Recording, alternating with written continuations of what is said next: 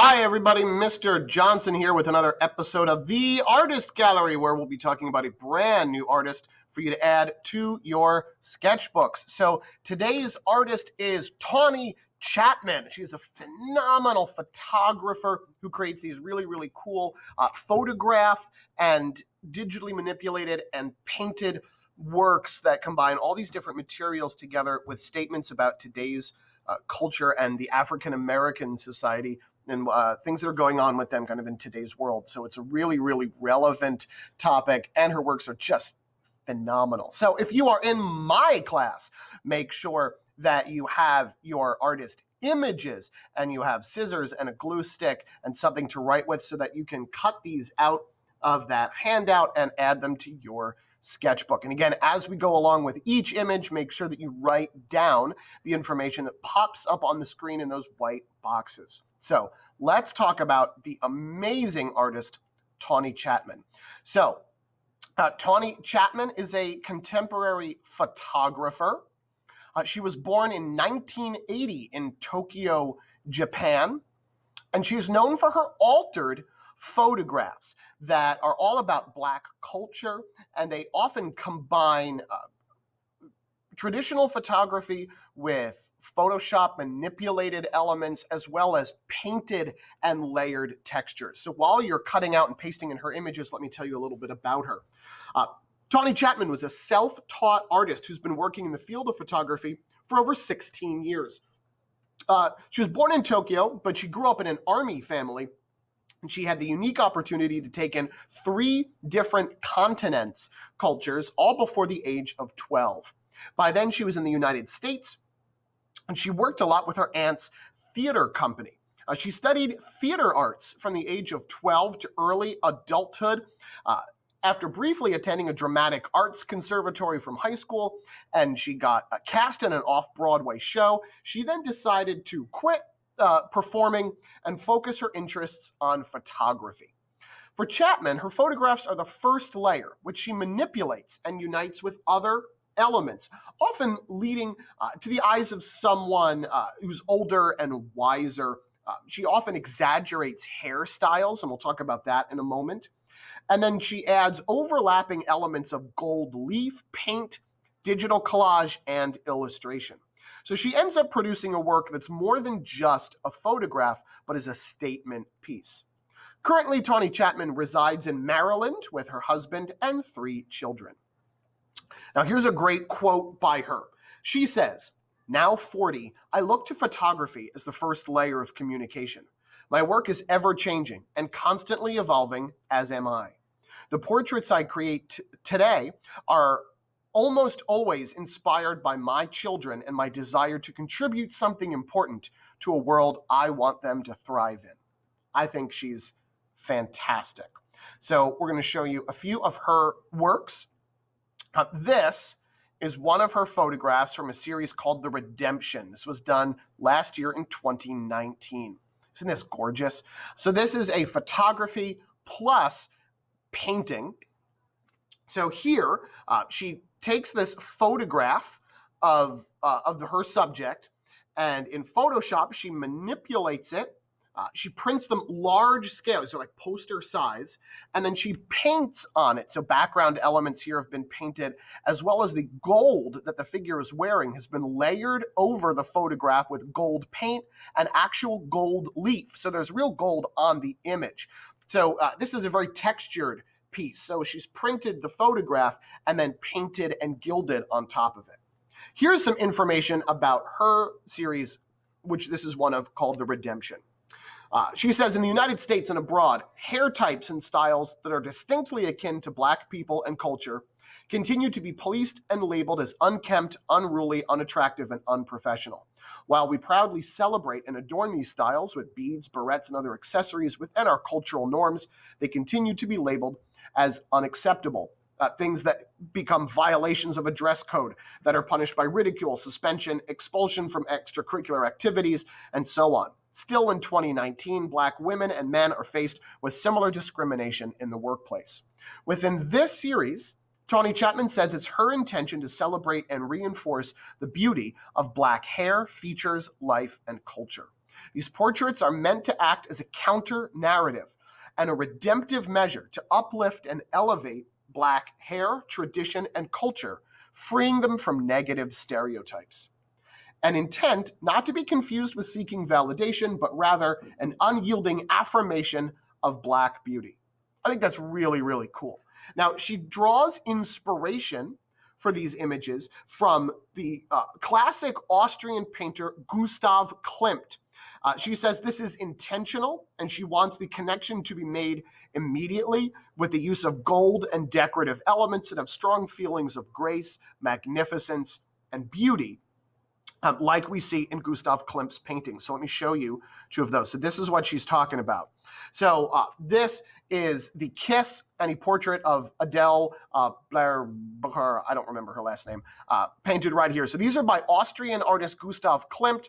These were done, quite a while ago, that also use decorative elements, patterning, and real gold leaf in the painting. So actual layers of gold leaf added to the canvas, as well as metallic paints used in the process, and then all these decorative elements. So what she's doing is directly drawing inspiration from his paintings to say, hey, I'm doing something similar with my work. So the clothing that this girl is wearing, as well as the designs of the background, are drawn right from images here of Gustav Klimt's paintings. So she is drawing inspiration from his classic and traditional artwork, but she's turning it into images all about Black culture.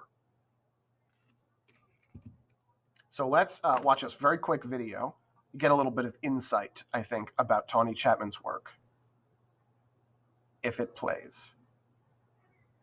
And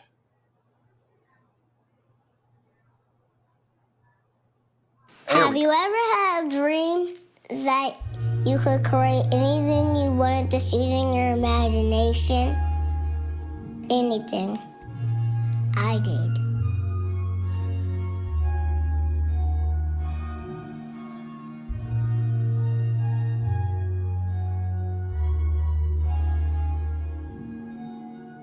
My name is Tawny Chatmon, and I am a photography-based artist. A major theme of my work is celebrating the beauty of Black childhood. Growing up in Western culture, we could walk through a portrait gallery or museum, and after viewing 100 portraits, then you finally come across a face that looks like yours.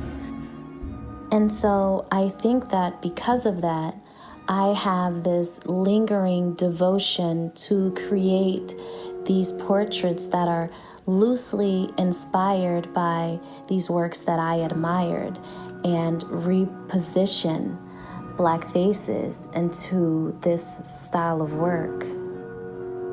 I'm extremely inspired by works created during the Vienna Secession, the Renaissance art period, as well as the Pre-Raphaelite period. And you'll find sprinklings of that inspiration throughout my work.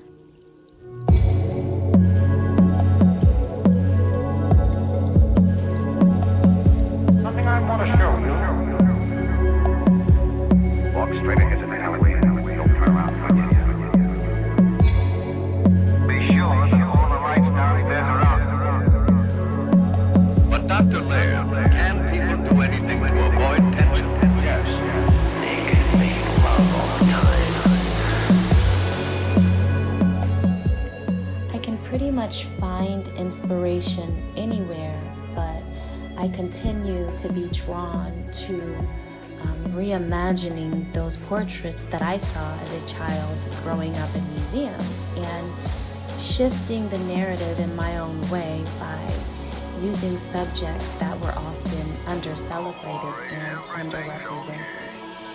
And I feel if I can play even just a small part in that shift, I'll be happy. We got everything we need right here. gold leaf. Now, madam, where are they? Well, they're right here in my head. Exactly. And now, ladies I love that. I think it's fantastic. I think you really do get a nice experience of a little bit of a behind the scenes towards her work and her work ethic and her style and kind of how she creates these images. So this next one is called The Revelation Glory. It was made in 2020. Look at you. Right? And this is a photograph and painting. Would you like a document camera? Yes, please. Okay.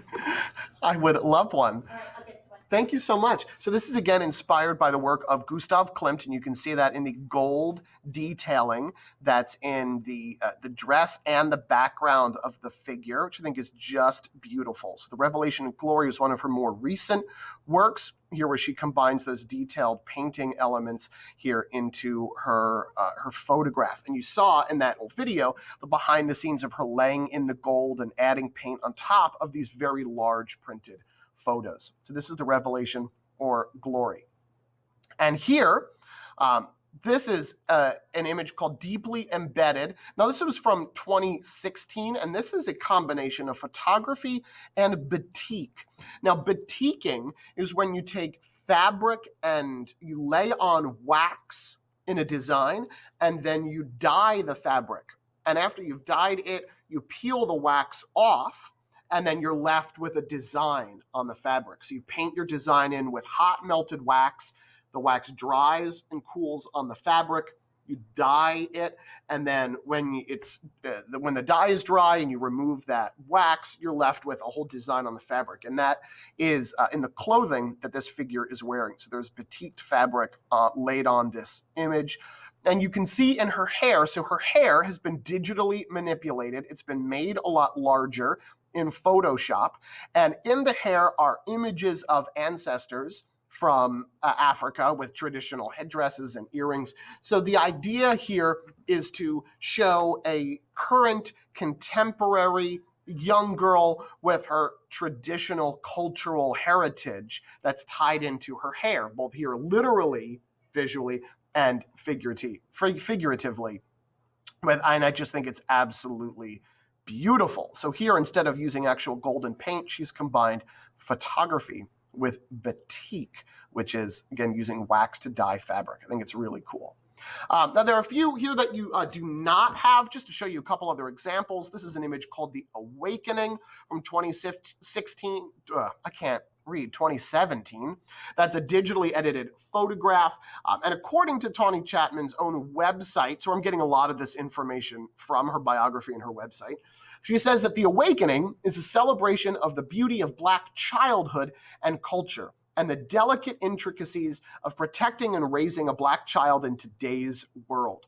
She worked with these images in this series with wardrobe artist Isabel Philogene to pull clothing with similar patterns, textures, and adornments, while mixing in influences from East and West Africa. She also worked with Sharice Adkins on hairstyles, which she then digitally manipulated and enhanced. And she also worked with makeup artist Judy Rowe to create the final looks for this. So I think these are really, really awesome and beautiful. This one, again, from 2020 that you do not have is called Seeds Sown, which is also a combination of photography and painting. She has tons of portraits, lots of different things. They are really, really beautiful. So if you like her work, feel free to Google her, check out her website. She's on Instagram. She has solo shows all over the place. You can check out lots of galleries that include Tawny Chatmon's artwork. So here's the journal prompt to go along with Tawny Chatmon. Why is representation important in art? Right? Why is representation important in art? So hopefully, if you're in my class, you've created your notes page with the images of Tawny Chatmon's artwork that we've cut and pasted, and you've labeled them as we've gone through this presentation. Now you'll take a photograph of that, upload the photo of that page, and answer this journal prompt question: why is representation important in art? If you have questions, don't hesitate to let me know. And please check out Tawny Chatmon's artwork. She is amazing.